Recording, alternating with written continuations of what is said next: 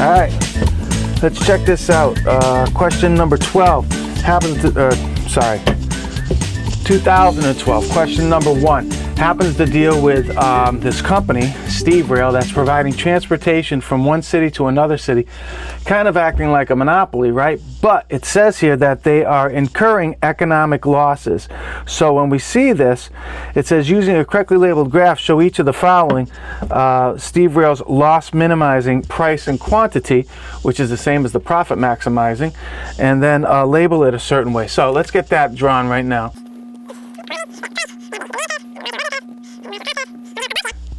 The ATC. We draw it above the demand curve, what consumers are willing and able to pay for this, because costs are higher than the price that we're actually charging. We're incurring a loss here. So when we draw this out, that's the loss minimizing point right there, where the quantity is. I think they want us to label it QM, and then the price goes up to the demand curve, what consumers are willing to pay for it, and that's the price for the monopoly.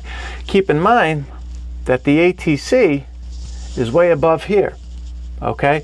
And that's the loss that we're incurring here, all right? If we go all the way across here, here's the shaded area of the loss that we are looking at in this monopoly. So let me just label that as the loss. So there you have it, all right?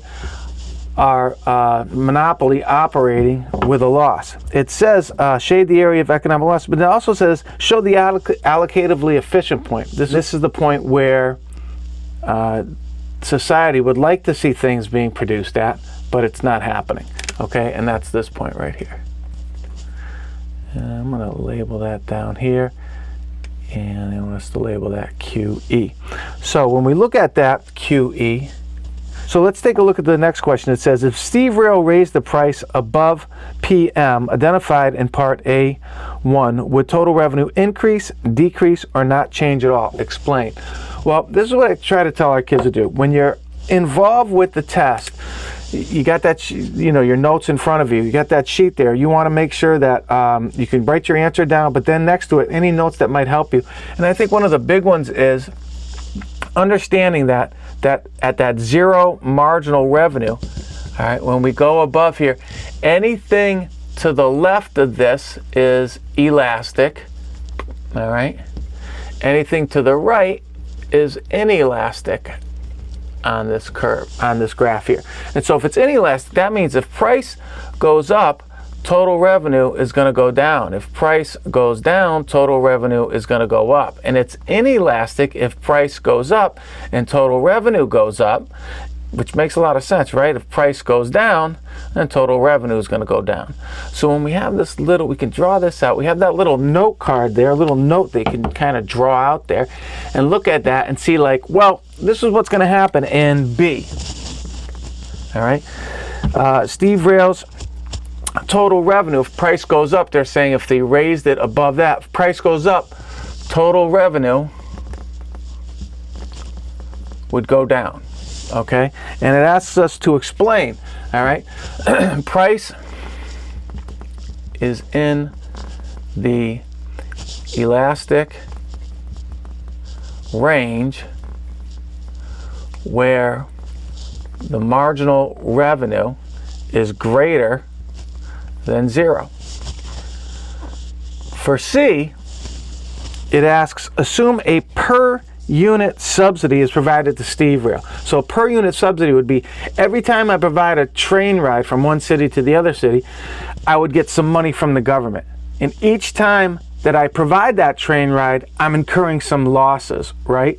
So my costs are going up. So if my costs are going up a certain amount, but I'm getting some money from the government, well, then my costs are actually shifting throughout the operation of my business. So I would see this marginal cost curve shift downward. And so that marginal cost curve shifting downward, I'm just going to put it there for a second. It might not be true to that right there, but you can see what's going to happen here. The quantity at the loss minimizing is going to increase here. So I'm going to be at a new quantity. They don't ask you to do that, but I'm just showing you this so you can see visually what's going to happen if that marginal cost curve were to shift downward, if our costs were to drop each time I produce something. And at that point, I would go up, hit the demand curve, then hit the average total cost curve. I'm still making a loss here, but there's a couple other questions that come up when that marginal cost curve shifts like that. And they're asking us, would Steve Rail's quantity increase, decrease, or not change? Well, quantity would increase. All right, and it's asking us to explain.